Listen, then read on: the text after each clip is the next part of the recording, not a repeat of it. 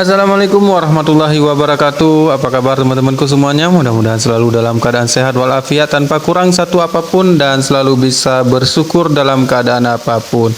Oke teman-teman, beginilah suasana warung mie Aceh Riza ketika Selasa malam tanggal 31 Oktober tahun 2023. Hujan deras yang terus mengguyur Kabupaten Nagan Raya, tepatnya Kota Simpang 4 sejak seminggu terakhir, membuat pelanggan warung tidak bisa berkunjung ke warung dan warung sepi teman-teman ya.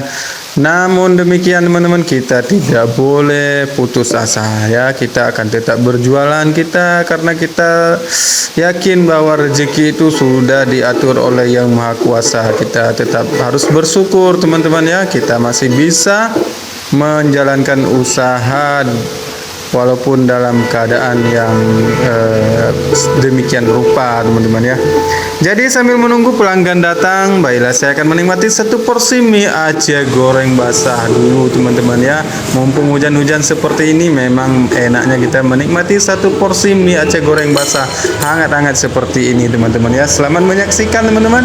Saya menikmati seporsi mie Aceh dulu teman-teman ya. Wassalamualaikum warahmatullahi wabarakatuh.